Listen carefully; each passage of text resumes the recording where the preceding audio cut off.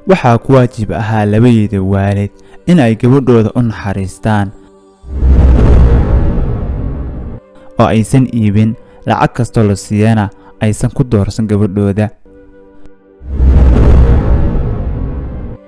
ninkii sheekha lagu sheegayna waxaa ku waajib ahaa in uu xaqa ku hadlo, adigna uu kuu sheego in guurka qasabka uu baadil yahay, rabbigiina uu ka cabsado.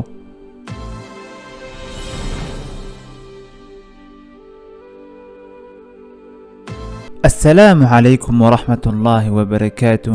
soo dhawaada walaalaha qalbiga, waa mar kaliya muuqaal cusub. waxaynu ku soo qaadan doonaa maanta muuqaalkeenna qiso la yaab leh. waxa uu ahaa wiil ka dhashay xaafad maalqabeena. rabbi uu maal fara badan u dhiibay.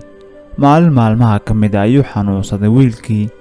waxaa soo booqday dhakhaatiir fara badan si ay xal ugu helaan xanuunka ragaadiyey, laakiinse nasiib darro way waayeen daawadiisa xanuunka haya. aabihii waxa uu ka mid ahaa ragga ugu maalqabansan magaaladana ugu caansan.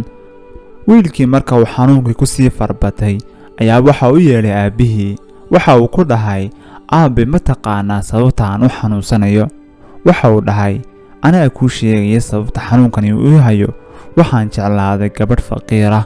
waxaan isku dayay in ay raaliga noqoto, laakiinse waxaan soo ogaaday in ay gabadhaasi rabto wiil alla ka cabsi badan, rabbigiina ku xidhan, diinna leh.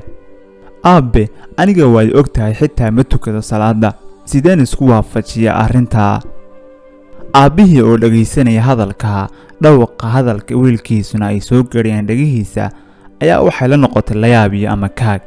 waxa uuna dhahay isagoo xanaaqsan oo cadhoonaya, anigaa aabba kuu keenaya gabadha, birna waad guursan doontaa.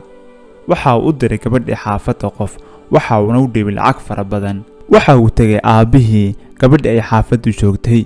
waxa uuna ka codsaday waalidiintooda in ay siiyaan gabadhooda lacag fara badanna faraqa ayuu ugu shubay.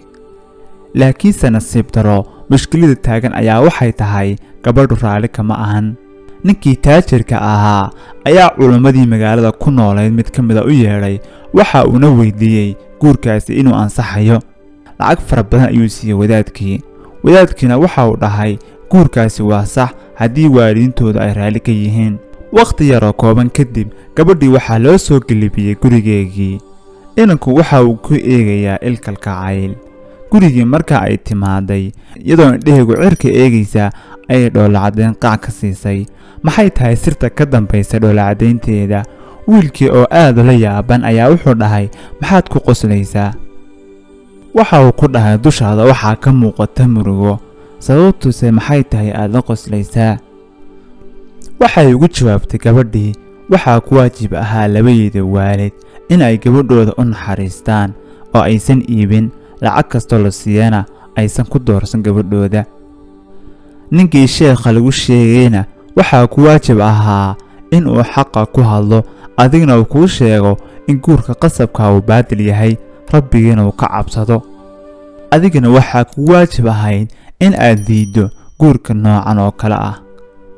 hooyada iyo aabbahay waxaa keliyay adduunyada dhaldhalaalkeeda. ninkii wadaadka ahaa waxa uu damcay adduunyadaada, adiga ayuu kaa baqay, laakiinse rabbigii kamuu cabsan. wiil yahow caqliga badani, adiguna waxaas tiri xanuunkaaga waxaa ka daawaa inaad gabadhaa guursato, aniga oo ku rabin, raallina ka ahayn. arrimahaasoo dhan oo isbiirsaday, waxaan waayay waddo aan kaaga baxsado oon xagga rabbi ahayn.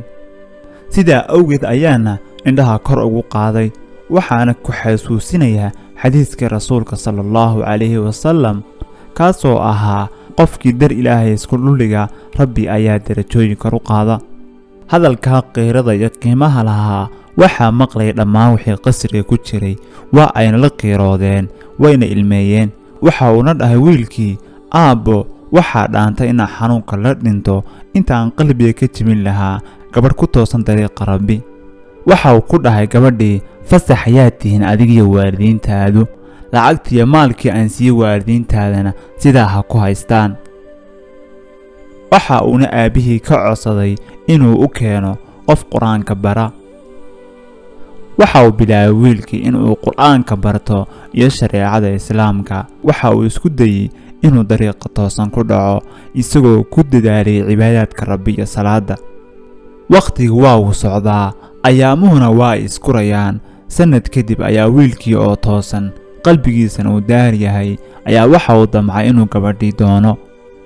Waxa uu yimaaday xaafadii gabadha. Waxaa bad moodaa inay reerku u sii diyaarsan yihiin wiilka. Gabadhii ayuu ka codsaday inuu guursado, waxayna ku tiri raali ayaan ka ahay. Lamaanihii waxay ku wada noolaayeen nolol qurux badan, taas ay ka muuqato diin iyo alla ka cabsi fara badan. Waad ku mahadsan tahay haddii aad soo dhamaystay fiidiyogan. Waxa kaliya ku haray ayaa wuxuu yahay inaad leegta dhax ku siiso, maxaa yeelay leegtu muhiim ay u tahay fiidiyoga.